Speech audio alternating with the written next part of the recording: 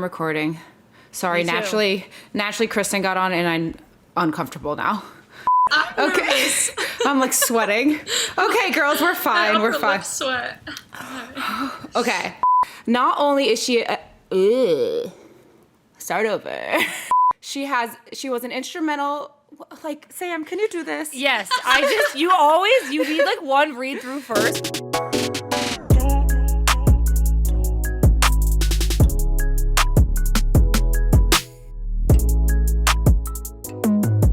Hello out there. That was weird. My face is getting chubby. No, it's not, Lynn. Okay. Welcome back, everybody. I'm Lynn Williams. And I'm Sam Mewis, and this is Snacks.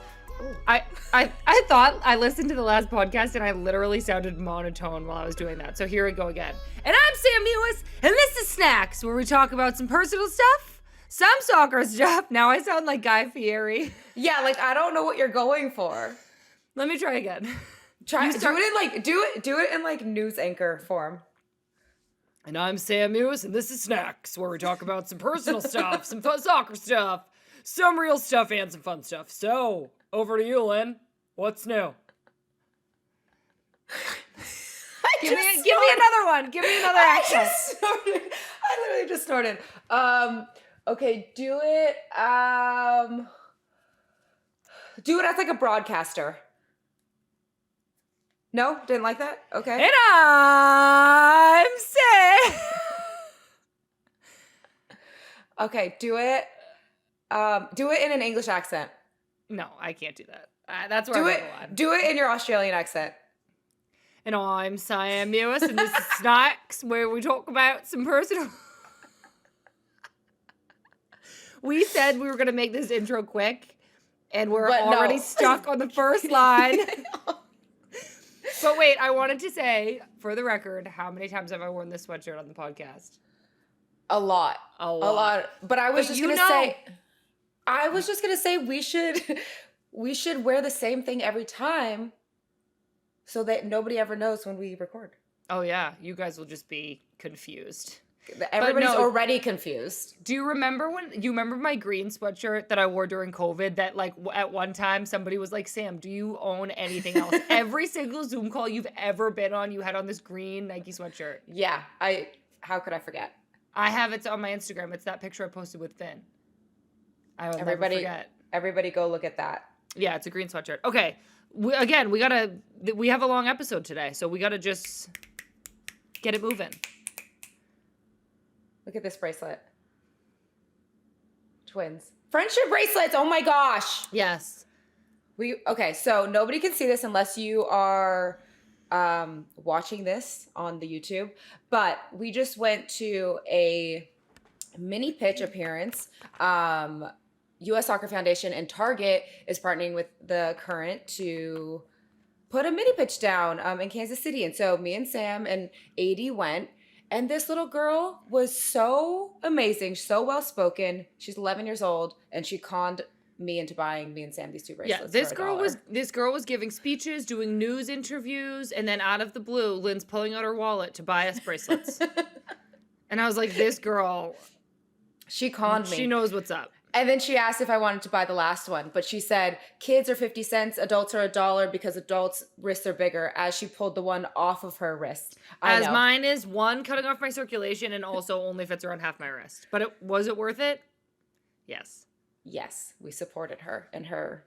A small business. Entrepreneurship. Yes, exactly. Well, before we get too far into this, we also just wanted to say, hip hip hooray about the CBA being done. That rhymed. Yeah, it sure did. That's how excited I am, is I'm saying hip hip hooray. It's so exciting. I'm so excited. I know. I think it's like pretty monumental. It is very monumental. I think that because the lawsuit settlement was tied to the CBA being ratified, that this is just like kind of a big exclamation point next to equal pay, something that has been like a really long time coming and something that we've both been really involved in and have put a lot of work into, along with a lot of our teammates and a lot of the people who work for the PA. It's very like rewarding and yes, I'm happy. I'm happy too. I want to shout out everybody who just put so much I hard work know. into it. It's like hours upon hours of negotiating and then coming back and talking to us, making sure that it was okay, explaining the legal terms, going back, Yeah. and just going back and forth. And like you said, I think this was like a long time coming. I'm And everybody happy. did such a good job. Like our team Yeah. did such a good job, and I think in a moment where it got really long and it felt like, oh my gosh, we're never gonna get there, everybody just like put their heads down and was like, there is nothing else to do but just keep going, and everybody just kept going and did such an amazing job. And I'm just really proud of everybody and excited for this kind of new chapter in soccer. Yeah. All over the place, everywhere. Yeah, I think that soccer, it's obviously a huge step and huge to our lives, but I also think that it's just inspiring for all women to achieve Yeah. equal pay and say that no, we're not going to accept anything less than what's fair and what is equal. Yeah, I think that's a really good point, and was a huge reason why the lawsuit got started, was a huge reason why this CBA was so important, was because we hoped to inspire women in all professions, young girls even, to understand and like recognize that we deserve the world, and we deserve at all opportunities to ask for that and to ask to be treated equally, to be paid what we're worth. I think something I personally learned through this was that like asking for more, I feel like I was maybe like raised, or society raised me to accept what I was given, and to be kind of ashamed of asking for more, like as if I didn't deserve it. And I think that seeing the way my teammates would laugh at that and be like, no, no, no, no, no, no, no, no, no. Yeah. That is not it. We're not doing that anymore.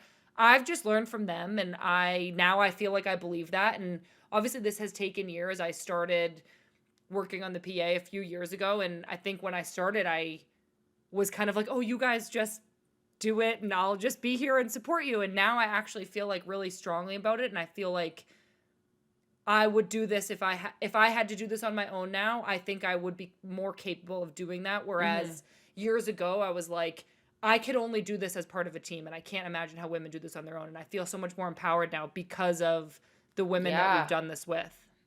I couldn't agree more. I think that the people that came before us, and like for them to say like we're not going to accept this anymore, and to like almost instill this in us, because same, I was like, okay, I'm just so thankful that I get to play soccer, and now soccer has gotten to a point that no, I'm not just thankful anymore. Like we should be viewed as equal parts to the men. And that you should fight for what is right. And I thank them so much for helping me find that. And I hope that the generations after us feel that from us too. And so hopefully it never comes back to this, but if there is a fight that they have to fight for the greater good, that they'll be empowered to do that as well. So. Glory. Glory. Glory. Glory! Oh my God, I think that sounded pretty good. Oh my God. Was that Not good? only do we have a podcast, but we have a new album coming out called Glory. And you just heard the whole thing. Check it out on Spotify, iTunes, wherever you get your music. Yeah. Wow.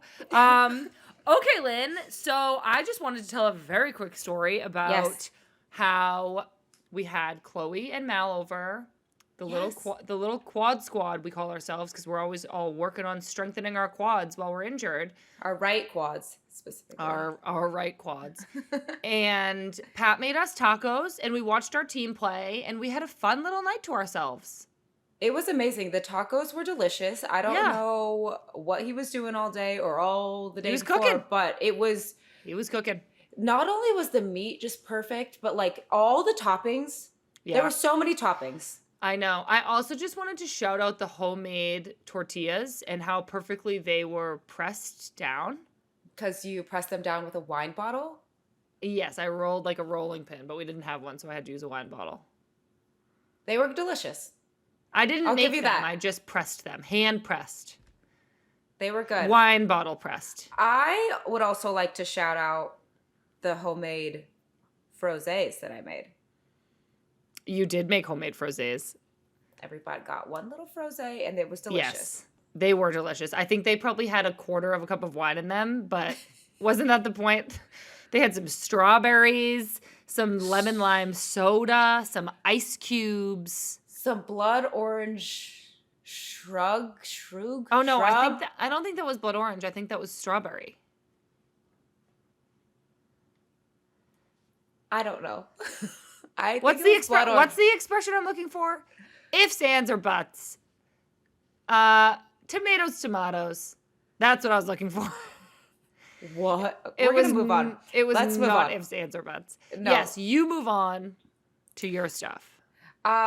Just a little quick snippet. That's a word. Also, apparently, welter is a word. Welcher? Welter. No, you said sweltering. No, I said they were weltering. Oh yes, you did say that. I was gonna say sweltering is a word too. Wait, it's not used in the right context. Exactly.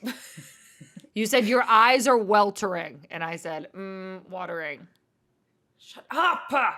It's never let me win. You never let me win. Don't bring it up when you're wrong.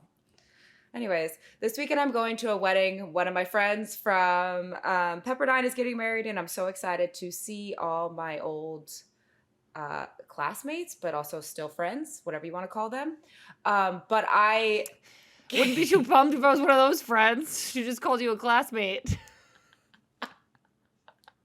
They are. But I cannot wear heels because of my injury right now. And I was going shopping, and Sam has been wearing these chunky, like loafers, chunky loafers, and I love them. So I found some, so I copied you. Can you believe I copied you in your fashion? Are they black? Yeah. I thought you needed tan shoes.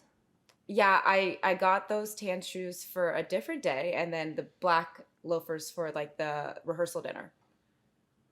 I understand. Yes. So I needed 2 pairs of shoes. You could have borrowed my loafies. That's okay. What if we both want to wear loafies at the same time? And have a little loafer night? Yeah, with a loaf of bread. I love that. Another little quick story that I wanted to say is Marley's coming on the 24th, which I'm so excited about. But in natural guy fashion, yeah. Originally, he was supposed to come on the 24th because he had work, we thought, until the 22nd. And then 2 weeks ago, we found out that he didn't need to work that long. So I was like, oh, you should just come early and then you can come to the wedding and everything. He goes, no, I feel rushed. Let's not do this. Like, it's fine. It will all work out. And I was like, okay, fine. You come on the 24th. It's no big deal. And then yesterday, he says, I think I want to come early. He is no longer rushed. He is feeling bored at home. And he says, let me change my mind. I said, we don't have that much time. What are you doing? Well. So anyways, that's all I have to say. That's the update of me. Well, that was an incredible update. I wish we're in a babbly mood, and I wish that we could keep going because I think we're just ripe for jokes. But we need to let you guys move on to the next part of the podcast. We have an amazing guest and some other amazing special surprises in there. So just... Ooh, special surprises. Move along, everybody. Move along. We are so happy that we got to chat with one of our longtime teammates and best friends. Not only is this guest one of the most fun people we know, she was instrumental in helping the NWSL Players Association get its first ever CBA across the line. She is also one of the best goal scorers we know. Introducing Kristen Hamilton-Hamilton. Woohoo! Welcome to the show. Woo! Oh my God, you guys, I'm so excited to be here. I feel so honored. Yay, we're so excited to have you. First of all, we wanted to just talk about how us three have all literally been on the same team since Western New York. I know. Can you believe that? God. Literally, no. I was just talking to some, Haley and, E about it just the other day. I'm like, this is insane. We've known each other our whole 20s. I think it was, my birthday that really hit. I was like, I just turned 30, and I've known you guys, for so long. I know. Same friends. I know it's like wild. We've gone through our whole soccer journeys together, and now we're here together. Can you believe that? No. Just still doing it. What do you, Hammy, what do you remember about Western New York? Oh my gosh. I feel like we tell the same like 7 stories all the time. Do. Like people probably are like we've heard this before. You guys don't need to keep talking about it. But it's just like just as funny every time we tell it. Like I just feel like Aaron just like yelling at us all the time. Like that's just why I'm like, oh my god, like Western New York, our first year was just such a nightmare. I'm like, but it was so fun. Like it was so fun, but at the same time, like we were just like, what were we doing? I know. Yeah. I actually just saw a video of us winning in Western New York, and not only was it like an incredible time, but you guys, our hair was so bad. I don't even want to know. So bad. Mine was blonde, and Kristen was a brunette. Orange. Slightly orange. Like, it was not good. Same. I had like a slightly orange situation going on as well. Maybe the color just, that and they Sam, used you were back like then red. wasn't as good. Yeah, I'm red. I'm like red now because I'm like over it. But do you think we're going to look back in 5 years, 10 years now and be like, look at our hair in 2022? It's disgusting. No, because I think this is like closest to our natural hair. Yeah, it was bad. Like, what were I we bleached all of it. I was full bleach and like not good. Like, it was so bad. My hair was like streaky blonde. Yikes. Remember when we thought it was like so cool for you to go blonde? Yeah. When I say blonde, like it was platinum. Like, wait, Lynn, do you also remember at the Challenge Cup when you dyed one strand of hair pink? At the original Challenge Cup, and you regretted it so bad, and you dyed it back immediately. Literally the next day, I was like, "Where's the box dye? Give it to me." You were like, "This is trash." I know, and they still use some of those pictures, and it like hurts my heart to see. I'm like, why did I do that to myself? Hey, we didn't really know what we were doing. It was a weird time. That McDonald's in the parking lot, I feel like I just like that always sticks out to me so much. Like we lived in the same parking lot as a McDonald's. Like that was. Oh, and so what was the restaurant? An Applebee's. An Applebee's, right and a next Walmart. Door. Yeah. And a Walmart. Yeah. What more could you need? And our apartments. Yeah. What more could you ask for? Really nothing. Really nothing. Yeah, we lived at that McDonald's. Yes. Yeah, that. And we wonder why we didn't know. Yeah, it was. Got to look in the mirror about that first year. Yeah. Not our best. So we just wanted to ask, like, what's been on your mind lately? Like, what have you been thinking about this week? Buying a house that I didn't get. Dang it! I know. Tell us more. Lost out to a cash offer. Yeah, I don't know. I mean, I've just been looking at investment properties in Kansas City. Like, that's just like, I feel like it's consumed, obviously besides soccer, like consumed, like that's what I like to do outside of soccer. So I've just like been constantly looking at houses, and I finally found one that I was super excited about, and then I lost to a cash swept offer. out from Got under you. freaking swooped in there. Somebody got it before me, but So sorry. I know. I was so bummed. I showed you it, and I was like working on the layout. I was like, this could be so cool. This is going to be great. It would have been a lot of work, but. That's why they call you Kristen Hammy-Handy-Man-Hamilton-Hammer-Time. Hammer-Time. Well, so the other day, yeah. I needed to hang up a curtain rod because my mom was coming to stay with me in the guest room. And I said to myself, who knows how to do this? I called Hammy. She came right over with her drill. She stood up on a chair. She installed this curtain rod. And I just watched. Seems like, good job. Do you need help? Yeah. And she was like, no, like, please don't try to help. I'm like, it's make it fine. So this is easy. Yeah, this is easy. But Hammy, can you tell us a little bit about, like, how you, like, do you have other investment properties? Do you like to do little DIY projects? Can you just talk to us a little bit about your off-field hobbies? Yes, of course. So I have a house in Denver. That was, like, my big first project. I've always been kind of into, like, the DIY handyman stuff. My dad is, like, super into, he's a construction guy. So, like, I'm, like, in college, they literally called me handyman too. I'm like, this is like weird that this is stuck, and like I don't know if I like it or not, but I guess I do it to myself. But like literally asking, just carrying a hammer and Yeah, a tool belt around all the time. and I'm like, I don't know why they keep calling me calls this. me handyman. She's like, I don't get it. Every team needs one of those though. Like, Exactly. So I've always like been into that. Would always help my dad around like fixing stuff around the house, and then I have a real estate agent who's a really good family friend who had this house in Denver, and it was just like no better time than the present to just kind of dive in and do it. So that was December 2020, and then me and my dad just spent like all day, every day there fixing it up. Did like everything from ripping out, like gutting the kitchen to tearing out like a whole back area to make a patio, and new carpet, new floors, and just kind of like redid the whole thing. And then now I'm renting that out. So that was cool. Yeah, it was so fun. Like I was exhausted, and I probably came into season way less fit than I should have because I spent way too much time there, but it all worked out in the end. And so now, yeah, I'm kind of just looking at places in Kansas City. It's cheaper than Denver is, obviously. But it's hard. Like, the market sucks. I like can't buy a place. I like can't find anything. Like, anything that's good, all the other investors think is good too, and they buy it in cash. And I'm like, well, definitely don't have that money. I wish we had like a thing where we could be like before, after, like on the screen. oh, maybe we could. Maybe they go on our Instagram and they find the pictures. I say I have the whole little like on my Instagram that you can go and like click through all like throughout my whole rehab project. Oh, that's really cool. I love seeing videos of rehab projects like that. Yeah. I remember seeing your, like, I think it was the bathroom in the house that you did, and I saw it, and I was like, this is so sick. Yeah. Like, do you ever get like scared to like start? Because like that's a big challenge to take on.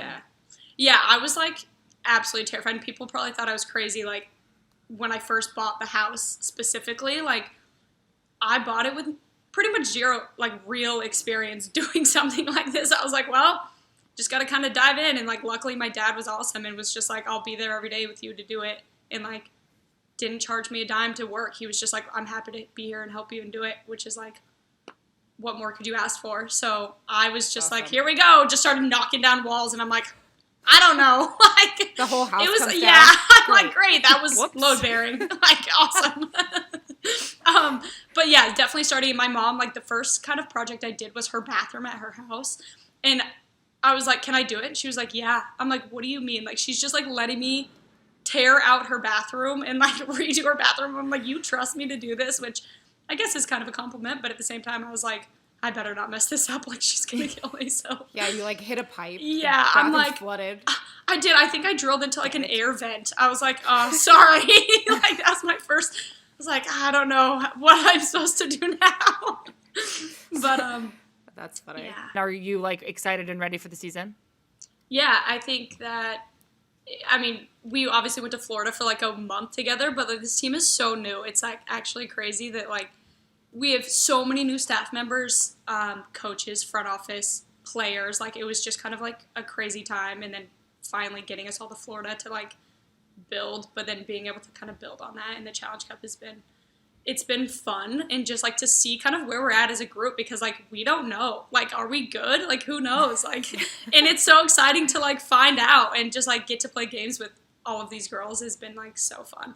But yeah, my role has completely different, like, as you guys know and like can see from obviously playing with me for 8 years. It was very different, like with play. I know 8 years, but like, yeah, I mean, I'm a lot more. I don't want to say valued, because I do feel like I was valued in North Carolina, just in a totally different role. Like here, I am starting games, and I feel so much more confident, just like in myself, because the coaches have instilled that. Like Paul always instilled confidence, but it was like I'm good, I'm getting better, but I'm still not starting. Where here, it's like you'll be on the field, and like you can have confidence in that, and it's like a calming feeling, which is like different than I had before. Like I would step on the field with the courage and stuff and just always be so nervous. And like, no matter how well I was playing, like I was always nervous to mess up, to like, it's going to be on film. I'm going to be like crucified for this. And like, that's not a bad thing. I think I learned a lot from that. And I think I grew a lot in that environment, but being here is just like, I don't know, it's a lot more calming, I guess, and like stepping on the field, I'm just confident to go out there and like help my teammates win a game. Is this what you thought your professional career would look like? No. I mean, honestly, at first, like, when out of college, like, I didn't even know if I wanted to play professionally. And then I got drafted, and then I was like, well, okay, like, yeah, like, let's see where this takes me. And it's just kind of been, like, such a different journey than, like, my whole soccer career leading up to it. Because, like, obviously, like, we all come from teams where we're all starters, we're all playing every minute, we're all doing all of these great things, setting records in college that we're doing.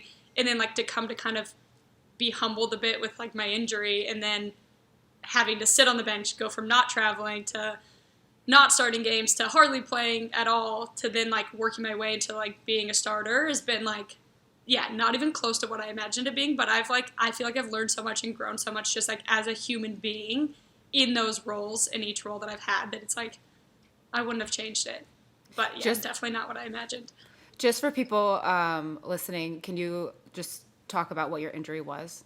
Yeah, I tore my ACL, my MCL, and had like some cartilage damage in like my first preseason game pro in Buffalo when I got drafted. So, yeah, that. And was that 2014? It was, yeah. I was drafted in 2014 and then got injured like literally 3 weeks in. Like it was like 2 weeks of preseason, and then had our first game against like a college too, like the typical just like. Yeah. And then went home, had surgery, and then went back for preseason and got a contract then, and never looked back. I know that like your journey, like you said, was not what you expected.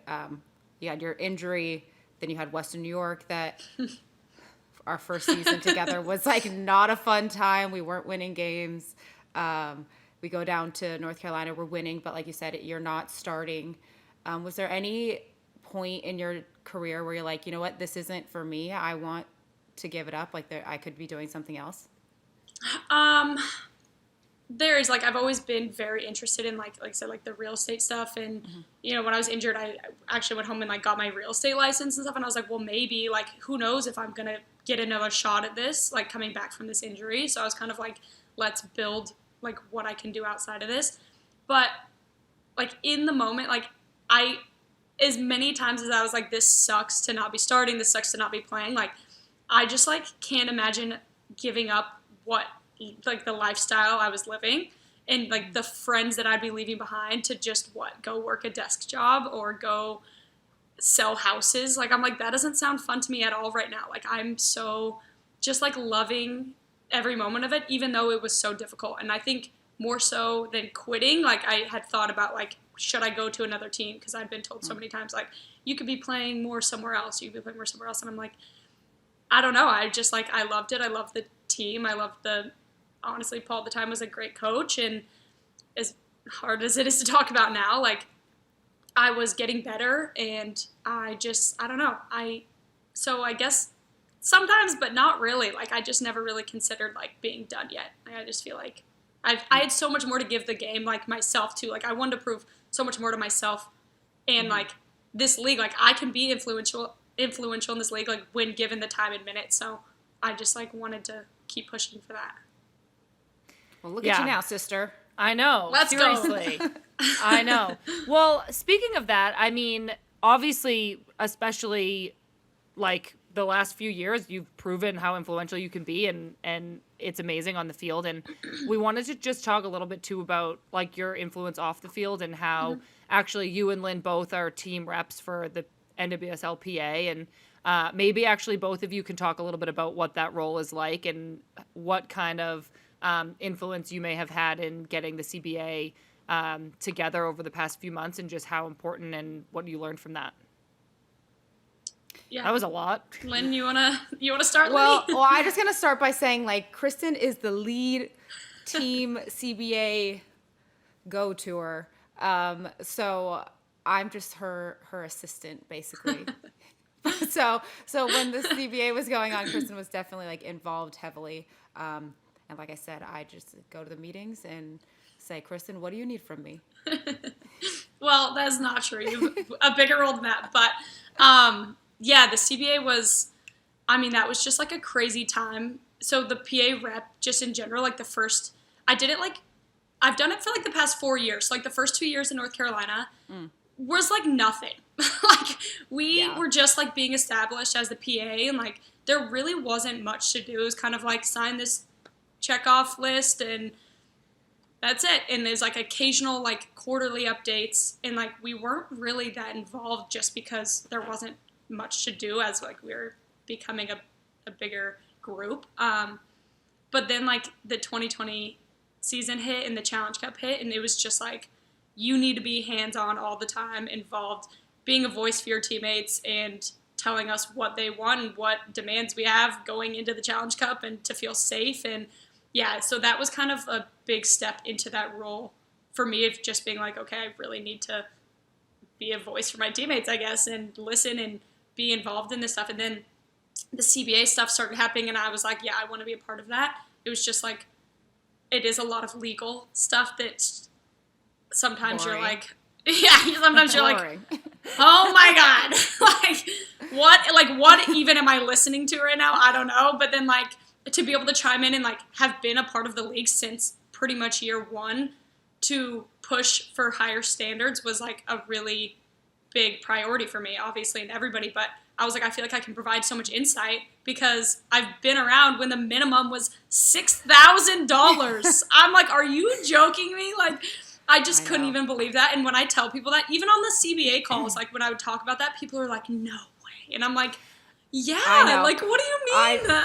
I know. It's like we have so far to go, but like some of these rookies now, I'm like, you have no idea. No, I was just going to say, do you remember when we were rookies and the veterans would be like, you girls don't know how good you have it? And now we're the ones being like, you girls don't know how good you have it. You should have been around back then when we did this, when we did the laundry. Yeah. I will just say, though, like, staying up till midnight doing laundry. When was the league like first started in 2013? Yeah. Yeah, so we like missed 2 years. So we were like, now it's like, yeah, we literally were staying up till midnight doing our own laundry the night before a game. We're like, here we go. Somebody's like, rookies, you're on laundry. And I'm like, what do you mean? Yeah, I know. It's like 11 p.m. Yeah. But you guys are absolutely right. Like, I mean, I think it's such a good thing. Like, I feel like I'm so proud of you guys and proud of all the leaders of our NWSLPA, because we can say that. Like, for us to be being like, you rookies have it good. It's like, that's so cool that they have it good. Like, not that it's perfect yet, but like that this is a good and sustainable league. Like, this is like awesome. Like, I'm happy for them, and I'm so like honored that you guys like did all this work for us. It's really cool. No, thank you. But like Didn't do anything. there are some like really smart, like people are always like, oh, athletes are just athletes, but like you should hear like all of these women on these calls are so smart. I'm like, you guys are literally brilliant people. And I'm like, this is incredible to be a part of and to witness. Like, just like the actual thought that goes into each and every article that was in the CBAs, like it was never just like, well, that sounds good. It was like always challenged, always pushed to be better and like be at the best like we could push for right now for this league. And like to hear like the conversations that went on, I was just like, sometimes I'm like, I'm so out of my league right now. Like, this is like, you guys are brilliant. I'm like, I'm just like happy to be able to contribute something to this, because I mean, yeah, it was like a monumental thing for us. And you said now the minimum is what it is, and everybody got pay raises, and you know, we have 401ks, and we're able to like actually live lives. Yeah, it's incredible, but it was fun to be a part of. I just want to say, like, I think that to go and say like incredible women, one, like Yael and Brooke, and they started the PA, like they were Googling terms, and then this amazing thing happened, and we got a lawyer, and people were like, oh, this is like labor law, blah, blah, blah. But I just want to shout out them to say like, to notice that we need something and then go for it and spend your time while you're also not making money in the league, and saying like, I gotta Google these terms because I have no idea what they're talking about. I just wanted to give a shout out to them, and then I just want to give a shout out to like the league worldwide league-wide prestige worldwide.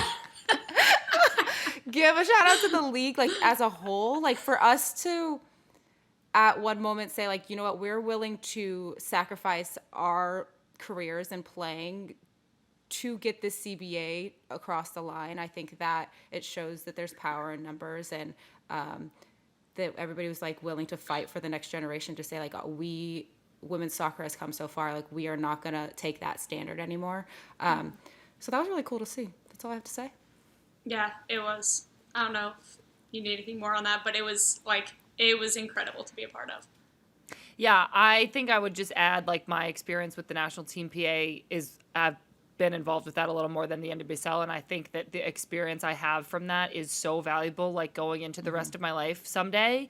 Like, not that I know any legal terms or anything, but to just be able to say I've been a part of some of these things and that I've been in the room when certain things have happened, I feel like adds so much value to me as a non-soccer player. Like, it will help me in the future, and giving players those experiences now is actually like really valuable beyond our playing careers.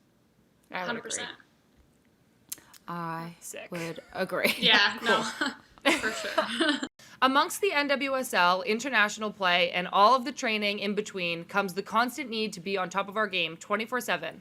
And with that, really focusing on the need to take care of our bodies for the long haul. 100%. So that's why we wanted to switch things up for a bit and bring in Leslie Osborne, thanks to our friends at Nike Running. Leslie played college soccer at Santa Clara University, winning a national championship. She spent a decade playing professional soccer here in the U.S. and was a longtime member of the U.S. Women's National Team before retiring in 2014. She's gone on to co-found Sweat Cosmetics and be a leading voice in women's soccer, covering the 2015 and the 2019 Women's World Cups. In addition to being part of the NWSL coverage for both CBS and Just Women's Sports. She's a proud mommy to 3 little girls, and she just ran her second marathon in 6 months, both the New York Marathon and the Boston Marathon. Leslie, welcome to the show. Thank you. Good to see you guys, and thanks for having me. Yeah, You've done so much. I was like, it keeps going. Stop. Oh. How are you feeling, Leslie, after those 2 marathons? Really good. My body's just a little tired. Tired. So we were supposed to run 2020 New York Marathon, but because of COVID, it got postponed. So really, Abby Wambach and I started training for New York in 2020. So really, I've been kind of training for marathons for like the last 2 years. So my body is a little tired. What has running done not only for your physical health, but for your mental health as well? The running has been amazing. I mean, we've all ran so many miles in soccer, but running, just to go run 10 miles is such a different feeling. And when I come home from my runs, Ricky just sees me. I'm just like glowing. I love it. I feel free. I feel exhausted, but it's like I have more energy from it. And that's like when I get to read my Audible books and my podcasts, and I just feel like I can be present because it's just me running out I live in California, so I've got these amazing views and the fresh air and the vitamin D. It's just the best thing that I could do for myself. What advice do you have for athletes who may not consider themselves runners? I just believe that you can become a runner. Like I said, I think, obviously there's some, injuries or, if you have plantar or some things that just say like running is off limits, then don't do it. Don't do anything that's going to make yourself get injured or make you feel worse. But I think there's just so many people out there who think that it's just a mental thing. Running is, you can start up small. Like I'm part of a run club here, and it's been amazing to see some of my friends run 3 miles that are now up to like 15 miles. And it's similar to anything that you do. It takes work, it takes reps, it takes, just training schedules and just being committed to something. And I think that anyone that's running more than 3 miles, you can be a runner. And I always go back to what's up here. And now that I did New York in November with Abby and Lauren Holiday, after I knew I could accomplish a marathon, Boston was so easy because I knew I had already done it. And so the difference between those two marathons are nothing except that Boston, I knew that I had accomplished it before. And mentally, I was like, I got this. And hey, so do you. Let's go, So again, I would encourage, a lot of athletes or people out there who don't consider themselves runners, that you can, and that anyone, you put your mind to something, you absolutely can do it. Anything is possible. I truly, truly believe that. Did you get a medal for the marathons? We did. And my girls, this is hilarious. I have to tell this story. They wear the medal around. Olivia told her classmates and teacher that I won the Boston Marathon. And her teacher emailed me like, oh, I didn't know you won the Boston Marathon. I was like, oh my God, no. That is a participation medal. So I had to have the talk with my girls about participation medals versus medals for winning. And I was like, oh my, this is stirring up a whole nother thing, But yeah, they give us medals, which I know. And I was like, Olivia's like, wait, you get a medal if you win. I'm like, I know, but this is a little different. She's like, well, why is it so different? I'm like, well, some people think running 26 miles is worthy of that. So it was an interesting conversation that I was not prepared, I guess, to start having. But I had to clear the air that I did not win. I absolutely did not get close to winning the Boston Marathon. Leslie, what is on your radar moving forward when it comes to running? Oh, that's a good question. So when we ran New York in the fall, Heather O'Reilly was supposed to run with us, but she was pregnant with her second. And so she had asked Abby Wambach and Lauren Holiday and I after that marathon, who wants to run Boston with me? Well, Abby and Lauren were like, hell no. And I was like, sure. So I, of course, would run with Heyo any other day. I would do it again in a heartbeat. But I wasn't planning to do such a quick turnaround, but it was awesome. And I guess if one of my best friends came to me and begged to run one, I probably would do it, but I really need to take a break for now. In terms of running 26 miles, my body just needs a little R&R. But I haven't stopped running. I think I went for a run. I ran the Boston Marathon Monday and I ran on Friday. So I gave myself 4 days. But I'm running like 5 or 6 miles and it's awesome. It feels good. And yeah, for now there's no marathon plan, but I guess I'm open to running another one if it were someone that I can't say no to, like a Heyo. Yeah. Yeah. I just want to say, I think it's super inspiring that you still run so much with having had, if that's a sentence, a major knee injury and leg injury. And I think that it just shows that if you have an injury, you can continue to do what you love and come back. And it might look a little bit different, but you can still do it. And like you said, it's just all mental. So I just wanted to say that. Oh, thanks, Lynn. I appreciate it. Well, all marathons, 5Ks, everything aside, I know that Nike and JWS are teaming up to host a global running day event on June 1st, and I'm beyond excited. It's a chance for runners of all levels, whether you're just beginning to build up your mileage, training for your first 5K, or shooting for your fastest marathon ever, to celebrate the sport all over the world. And for those of you who want to join in on Global Running Day, you can sign up at justwomensports.com/Nike running and then take some photos on the day of. Tag all of us on your post. We want to see you do your thing and celebrate. And I know Nike is sending us my favorite thing, brand new shoes before they drop. Stay tuned on the Just Women Sports feed to see how the new Nike running shoe supports our training. We want to talk a little bit about your family and especially the story about Nana coming on the beer bikes. Okay, let me preface this. We're in North Carolina. We win the championship. We get home. The next day, or maybe we were already home. The next day, we decide to go on those bikes, the pedaling thing that you ride through the street, and you drink a couple of drinks. And somebody goes, Hammy's Nana is coming. And I to Lynn was like, what do you mean? Like, I'm going to be like drinking on this thing. Like, why is there a grandmother like coming? Like, this is weird. Little did I know, Nana was she was the best person on the whole thing.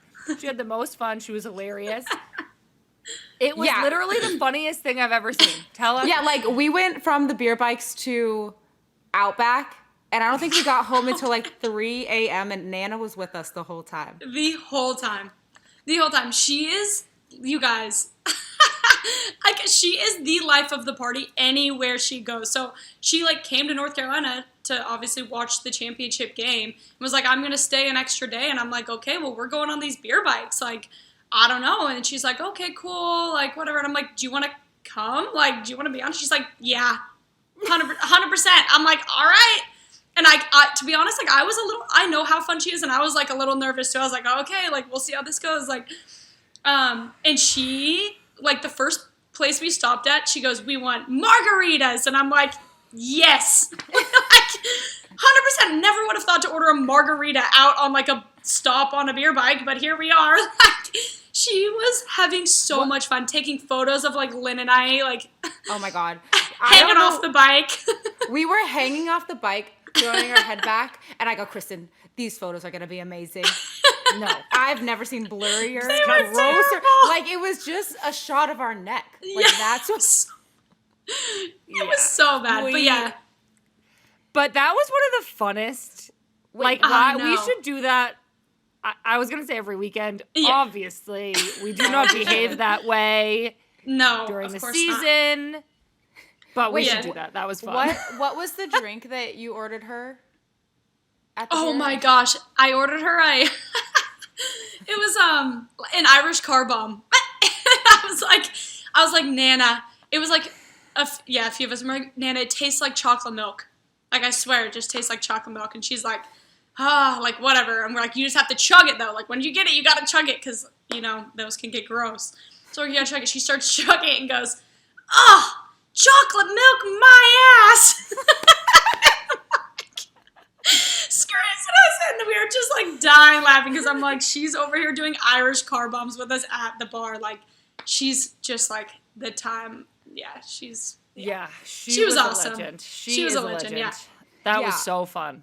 She was, like, on down, like, taking photos with us. I'm I know. like, what are you doing? She's awesome. Another insert picture. Yes, insert photo, please. Yeah, like, having met your family, I can completely, like, understand why you're the way you are and, like, why you just go for it in everything that you do. Can you, like, talk a little bit about your relationship with your parents? I know that your parents divorced when you were younger, and you were raised by... You could talk about it. I don't know why I'm explaining your life. Go ahead. Yeah, my parents divorced when I was, like, 5. So, like, I don't really remember it. People are like, it affects them a lot at different stages of their life, but it sounds weird, but I kind of feel fortunate that it was so young that I didn't have to go through it, really. But then, yeah, raised by my mom, which she's a badass. She's raised me and my sister, and, like, I don't know if we're going to be telling stories later, but, like, my mom is a saint for dealing with me and my sister. Like, we were just rambunctious, always in trouble, like, always doing, like, God knows what. She was like, I can't believe, like, these are my kids. But we got through it, and she was, single mom forever. And then my dad wasn't really a part of my life, like, at all until, like, freshman year of high school. He had my brother with his girlfriend at the time, who's Simon, who's my little brother with Downs. So, like, as soon as he was born, my dad kind of, like, started to get his stuff together a bit, and was, like, in our lives a lot more, because Simon, like, we obviously wouldn't have a relationship with Simon. And then, like, college came around, and we just, like, he started, like, loving coming to soccer games and, like, loving being around that stuff. And, like, I would say really, like, the past maybe, like, 3 years, like, he's always been, like, calls me, wishes me luck, like, kind of around, like, we'll catch up when I'm in town and whatnot, but it was never really, like, a great relationship until I'd say maybe the past, like 3 years. He, like, started getting really into soccer and, like, watching me play and, like, watching all the games and calling me after and sending me, like, good luck texts and all of that. So that was really cool, and I was kind of hesitant because I'm like, well, like, where did this kind of come from? Mm-hmm.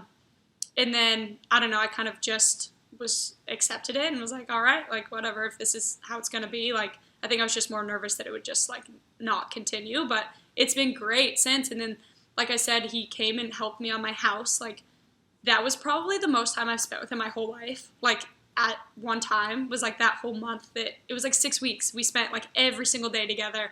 Simon would come over after school and like we would just work on the house together. And like that was by far the most amount of time like we've spent together, got to talk, got to hang out. And like, I think that, I mean, that was the start of probably like a totally new relationship for us.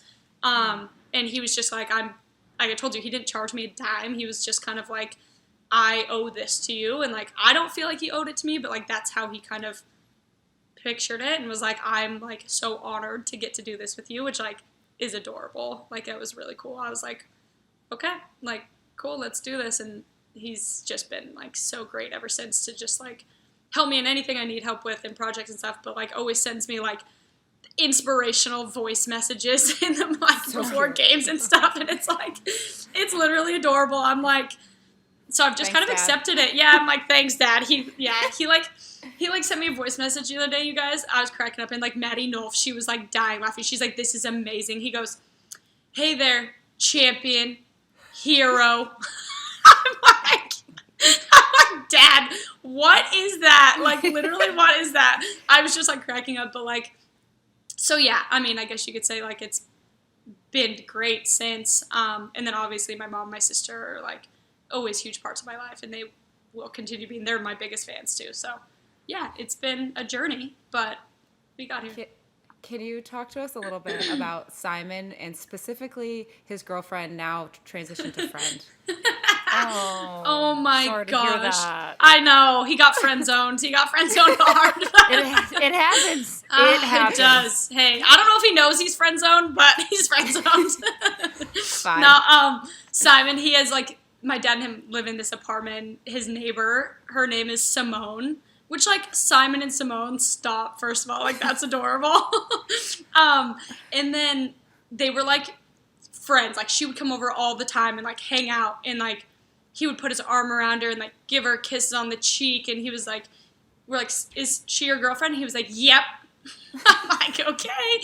Like one of them like go to family dinners with us and stuff all the time. Like they were like so tight. Like he would kiss her on the cheek, and he would always be like, she would always be like, my name's Simone, Simon with an E. And I'm like, oh my God, you guys. Like, I can't handle it. That's my cute. heart, like I couldn't handle it. It was so cute.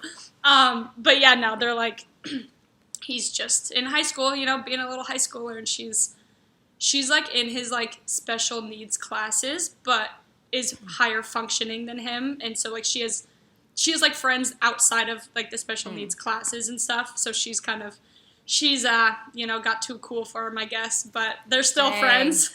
They're still friends, but they hang out all the time still. But she's outgrown their relationship. I'm like, Poor Simon. I know. There'll be another He's one. like, I know. He's like playing basketball, winning championships at his high school, yeah. special needs basketball. So I'm like, That's amazing. Does he love watching you play? yeah, it's so cute. He'll always be like, go Kristen, score a goal. Like anytime I talk to him before the games and stuff, it's like adorable. But yeah, he calls me Kristen Hamilton because they call me Kristen Hamilton on like broadcasts and stuff. So he literally doesn't just call me Kristen. He's like, hi, Kristen Hamilton, or Kristen Marie Hamilton. He'll like say my full name, and I'm like, it's so cute. But yeah, him and my dad watch all the time. It's fun. Oh, that's Yeah. That's really cute. Yeah, he's So cool. We're trying. Oh, go ahead. I was just gonna say, we're trying to get him out to a game. So now that we're closer, like they can drive out, and I'm just like, I can't wait for him to like come on the field after the game and people get to meet him. Like, I want to meet Simon so bad. I know. have known you for 8 years, and I have never met him, and I want to meet him so bad. I know. He's amazing. You guys will literally love him. If you think like I like to be the center of attention, he loves to be the center of attention. Like, runs in the fam, I guess. So would you say like your mom, obviously later in life your dad has supported you more, but like your mom is like your biggest support system, like your reason why? Yeah, I mean, Question she's mark. like giving me, I would literally not be sitting here today without her. So like, how could I not be so grateful for like everything that she went through to like put me on the soccer field, to put me on a team, to get me to this point, and like did everything in her power to make sure because soccer's expensive. You know, we talk about accessibility. Like, we had to go play bingo and, like, work bingo and, like, work all these extra events to, like, even just allow me to play and continue to play, which is, you know, like, something I can never repay her for, probably. But, yeah, like, she calls me before every game and goes, "Game day?" And I'm like, "You're, like, literally so cute."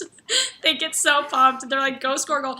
And I'm like, she's, like, one person I hate talking soccer with, because I'm like, "Mom's just stop." She's like, "Well, just go kick it." And I'm like, "Mom, like, you've been watching soccer for 23 years and you're telling me to go, like, kick it and have fun." Big kick. I'm like, Yeah. Thanks. She booted it right into the goal. Wow, that was a good hard header. I'm like, Wow. yeah, it was. Thanks. It was, yeah. But it's like, I always give her a hard time for it, but she's like, it's cute. Like, I appreciate it a lot. But yeah, for sure, she's the best. Can you please tell us you know the story, when you were going to soccer practices when you were younger? Go on. Well, I talk about, like, when my mom, like, was a single mom. So, like, oftentimes, like, I'm getting ready for soccer practice on my own after school. Like, she's at work, and, like, my sister was watching me. And I was addicted to Mountain Dew as a kid. Like, thought it was, Gross. like, which is, first of all, disgusting. Thank God I have teeth. Like, Thank God I have teeth. Thank God I have teeth in my face. She would just, like, we'd always buy Mountain Dew at the house, and I loved it. And I thought, why not fill up my water bottle with Mountain Dew and go to soccer practice? And I literally would go to practice with jean shorts on down to my knees with a bottle full of Mountain Dew. Like just in like, like oh a my jug. God, Like in in a like jug. a water jug full of Yes. Mountain Dew. Yeah. Like a And you liter. just, at Like a breaks, liter of Mountain Dew. Like, yeah, I at would just soccer take breaks, cans you'd and go- open them and pour it in cans and literally pour cans in my water bottle of Mountain Dew. Kristen Hamilton. It's just like I know. when the coach was like, "All know. right, get some water," you were just Drinking Mountain Dew. chugging the dew. Sugar rush, you know? Energy. Just gotta, yeah. They're like, "Wow, I hear this that- kid's got so much energy. She can run for days." Little do they know, I crash hard when I get home. Yeah. Because I come down from my sugar high, but like I so told my mom that. dehydrated. So Literally, I'm like, how did I even function? I don't know. Like, I told my mom that recently, and she's like, "Oh my God, like, that's mortifying for her." She's like, "I can't believe that." She's like, "I can't believe that happened under She's my like, roof." "Oh my God." Like, that is so I funny. know. I was a troubled child, apparently. Well, As somebody who came out in like their 20s, was this ever something that you thought about before playing soccer or earlier in your life? Because when we first met you, you had a longtime boyfriend of, I don't know, 3 years. Oh, gosh. At the time, it felt like a really long time, but now I guess it was like not that 3 long. years. well, when we were like 23, a 3-year relationship was like long. Yeah, that's true. I Yeah. mean, it still is long. Like It in is my long. head, you were gonna say like 5 to 8 years. Oh my God. Yeah, no. It was, but we were together like most of college. Like, was it Yeah. sophomore year to like my year after graduating? So Yeah. So I guess the question is like, is this something you thought about before? Also, like, how did your family support you through that? yeah, it is not, honestly, never even crossed my mind before. I think it was there's such a stigma around it, and I grew up, I mean, this could probably be like such a long conversation, but just briefly, like, I grew up in like a religious area, and like I always thought that it was wrong, like, and I didn't necessarily think about it, but I also at the same time was like, if that was a thing, like, that's not okay, and like that is so sad to think that that's how I grew up and like where I am now and where society is now in like accepting that. So I never really thought about it, and then met a girl in Western New York and was like, I've never felt this way about anybody. Like, even with my boyfriend at the time, like I was always like, on paper, this is great. Like this is everything that I said I'd always wanted in somebody. And like he matched, like checked every box besides like feeling, like actual like internal like emotions towards this person. Like I always said like I love him, but like I don't know, it just like I was like, maybe this is how it's supposed to be, until like I met somebody that like I was like, wow, like I am just like drawn to this person. I like want to be near them. I want to be like around them and talking to them, whatever. And like it just happened to eventually turn into like, she was my best friend. It just turned into something more. And like that, it freaked me out at first, because like I said, I grew up thinking like this is like not okay and like not acceptable. And then I always had a feeling like my family would be okay with it no matter what. So like that isn't necessarily what freaked me out. I think genuinely growing up in like in religion, it was like, this is bad and like you shouldn't be doing this. And so like that scared me away. But then I just like, it's too polarizing of a feeling. Like I just want to be around this person and do it, and I'm just going to do it and accept it and like see where it goes. And at the time I had a few friends who would come out, so I was like a little more comfortable to do it, because I was like, well, like they have, and I'm like, I can talk to them about it, and I have like people to discuss. And then like that relationship ended, and I then was in a relationship with another girl, Abby, obviously, for a long time. And that is the first girl I told my family about. So sorry if they listen to this. They've never, they never heard about the first one. Oh, that's so funny, actually. We can, if you want. No, it's fine. They don't care. Fine. Like they literally matter. It's totally fine. But then like Abby was the first one I brought home and like told my family about. But like I was still so nervous to tell them, even though I knew like they would be okay. Like I knew my mom would think it was weird, but like whatever, she'd be fine. Yeah, so I don't know. It was like I was always just scared to just say it out loud until I finally just did, and then I accepted it, and I'm like never been happier. And like in like that relationship, like I felt so full, if that makes sense. Like it was just like everything that people talk about love being, and like how you should feel in a relationship and how happy you should be. And it took a while for me to be comfortable talking about it. And like even like getting like my hair done, and people were like, do you have a boyfriend? And I'm like, no, I got a girlfriend. You know what I mean? Like so it's hard, because society still like puts labels on things, and it's like, oh, you should be having a boyfriend. And like just the other day I got asked if I have kids yet, or if I'm married, if I'm like whatever, and I'm like, no. But like for me it was kind of hard to accept, like my life wasn't gonna always look how I had pictured it looking, and come to the realization and accepting like that's how it's gonna be. And I'm like I said, never been happier of just like accepting that and being open about it. And yeah, my family through it was great. Like my mom ended up just asking me one day, because I never actually told her, and she was like, just gave me a hug and was like, I love you no matter what. Like it's just, I just need a sec to kind of process and like think about it. And I was like, okay. And then she was like, I love you guys. And my sister was like, it's no big deal. She goes, I always knew. She goes, I knew it. I called it. I'm like, okay. Come okay, on. Nicole. Yeah. All right, Nicole. Really? But yeah, so they've been great. Do you feel has it like changed your like relationship with religion at all? 100%.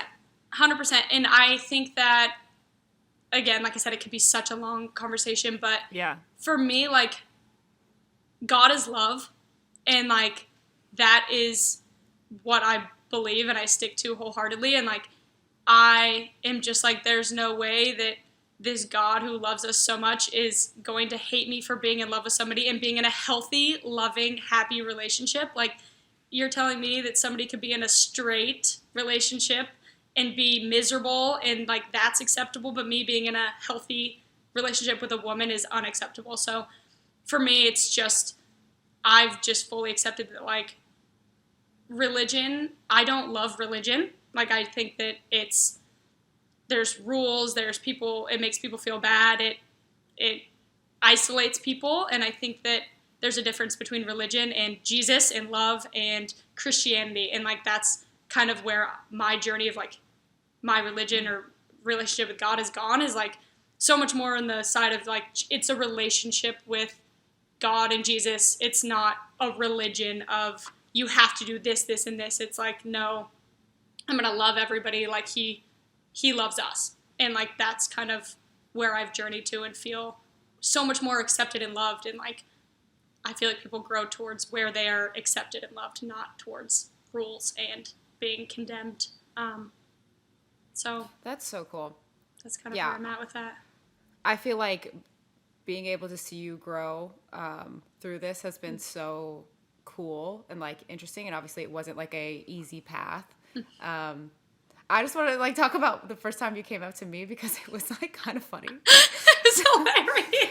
So we had, like, a little break, and Kristen told me she was going home to see her family, and I was like, It was okay, Easter. cool. It was over Oh, Easter. it's Easter. She's going home for Easter. And I was like, okay, cool. And she was like, can you pick me up from the airport when she comes back in? And I was like, yeah, sure. So we are driving back from the airport in Buffalo, and I was like, how was your time at home? Like, how was your family? And she's like silent in the car, like silent. And I was like, it wasn't good? Like, what's going on? And all of a sudden she just blurts out, I went to go visit her. We're together. I was like, oh my, okay. I was like, okay, sure, yeah. I was like, wait, I didn't go home. She's like, okay. Where'd you go? And Lynn, honestly, this is so funny and, like, kind of cool to talk about now because, like, you were literally the first person I ever said that out loud to. Ever in my life. Like, that I was like, I'm... feel honored. Okay, I'm dating this person. And you were like, oh, okay. Like, I think like, I was just still, like, in shock that you were like, I didn't go home. I was like, then where on earth did you go? Yeah, where did you go? And, like... Yeah, I was so nervous. I was so nervous to tell you. And then I was like, Lynn, can you tell our other friends? Yeah, so then I had to go and be like, they're dating. It's fine.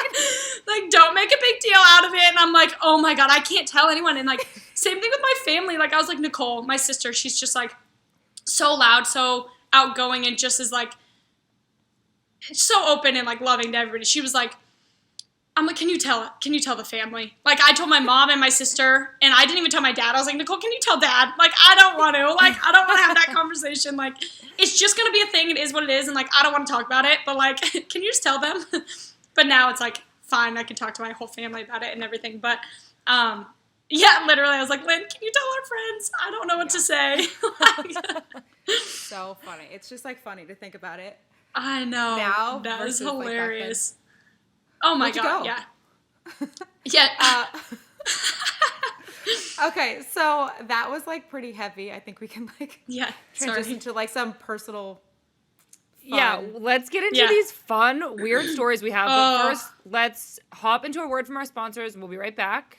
As you've already heard, Nike is celebrating their 50th anniversary this year, and they're doing it big. Their new Seen It All video from filmmaker Spike Lee features over 40 legendary athletes.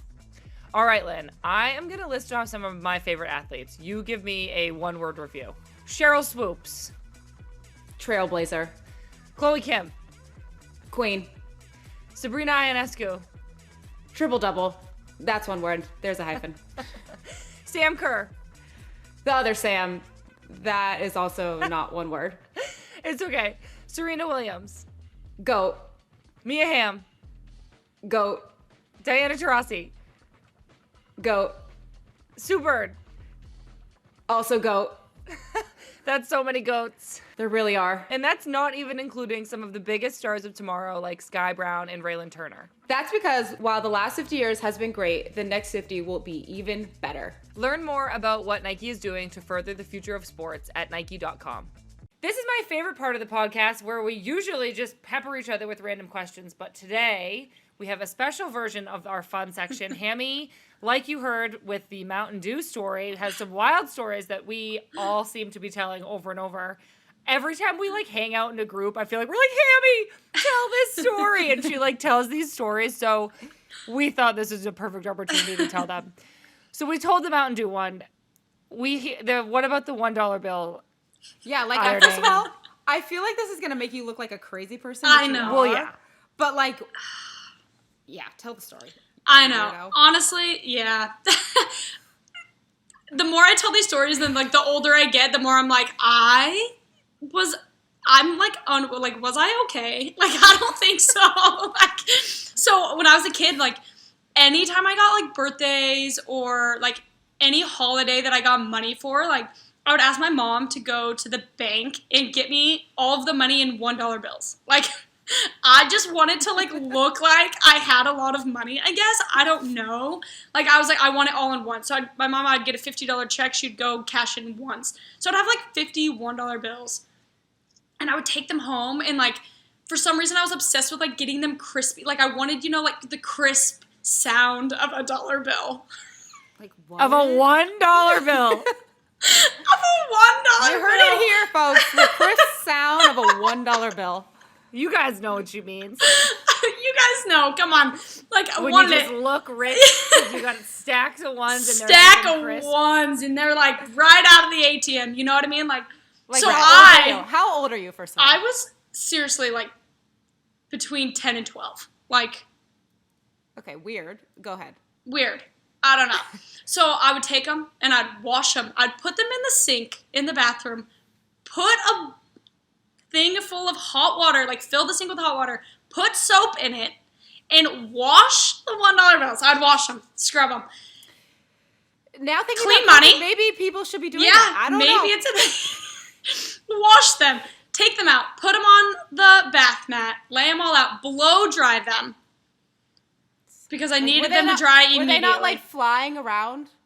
No, I'd hold them down in the corner and blow dry them, flip them, blow dry them, put them to the side. I don't know.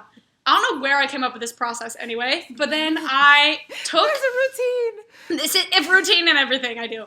So, freaking blow dry them all. They're all, like, wrinkly, you know, because they just came out. So then, I thought I really needed them straight and crispy, so I took my straightener for my hair and straightened all of the $1 bills. I straightened them with my hair straightener and then stacked them all. And I was like, perfect. A nice crisp stack of $1 bills. So weird. It's like so weird.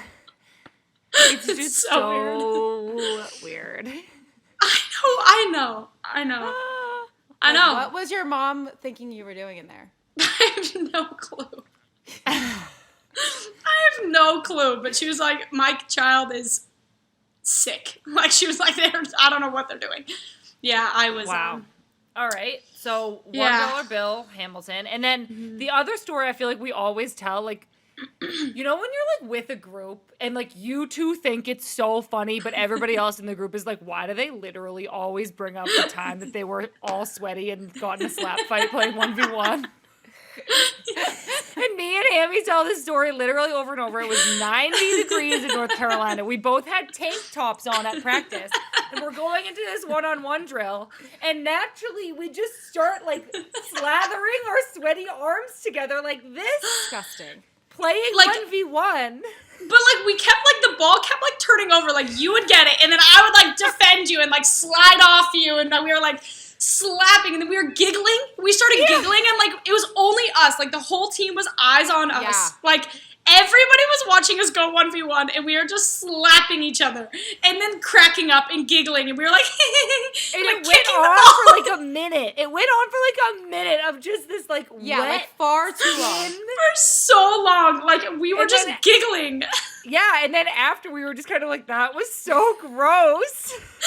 Everybody was staring at you guys like, are you guys serious? Like, Everybody was like- somebody kick it out. At first, of you yeah. kick it out. Literally. I didn't do anything else except this. At It's first, gross. people were like, okay, like, one of them's gonna score, and then it would, like, kick, and we'd run and get in, like, slap fight, and then, like, poke it away and get in, slap fight, and giggle, and I was like, oh my god, like, That was, like, so funny. that was one of the funniest things. Like, I can picture it so vividly, and it was disgusting. too. Like, we had sunscreen on, too, so you're, like, we're, like, I know. slimy, like, sweaty, slimy, like, slap fighting.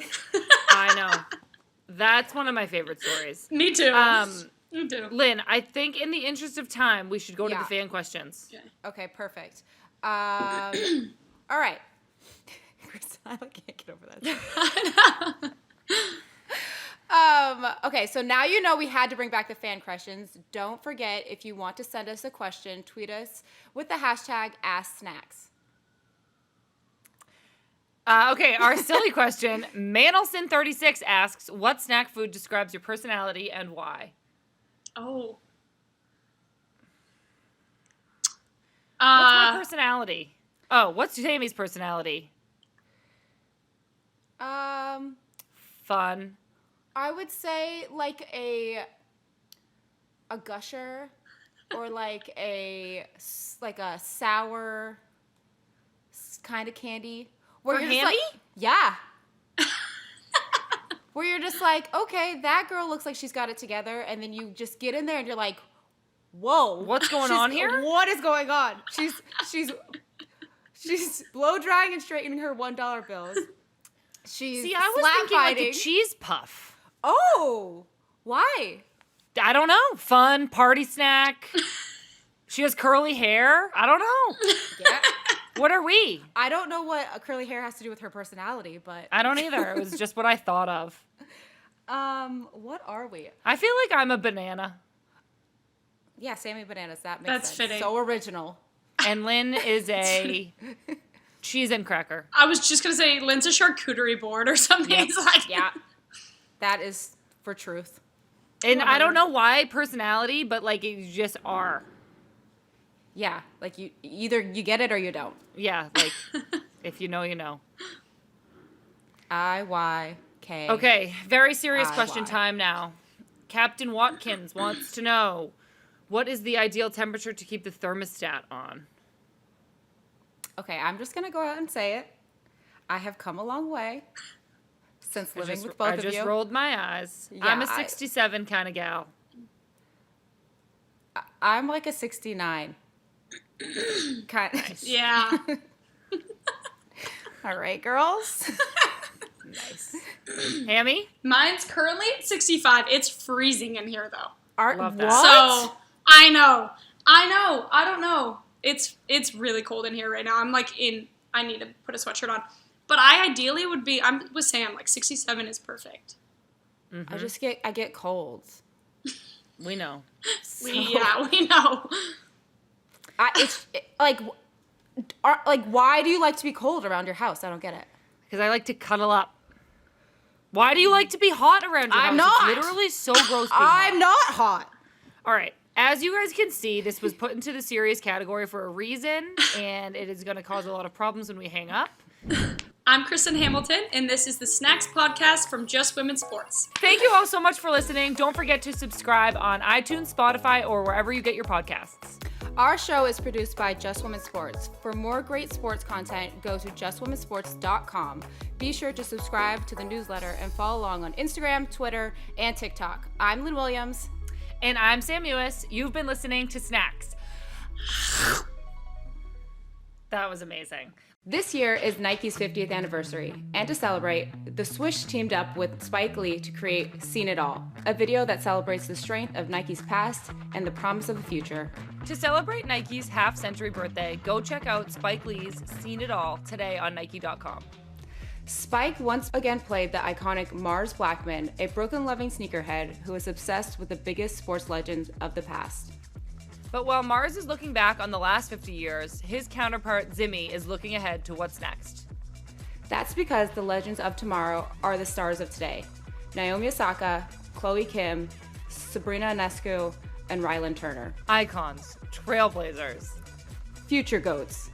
Absolutely. These are the athletes who are going to define the next 50 years of sports. Plus us too, of course. Exactly. Learn more about what Nike is doing to further the future of sports at Nike.com.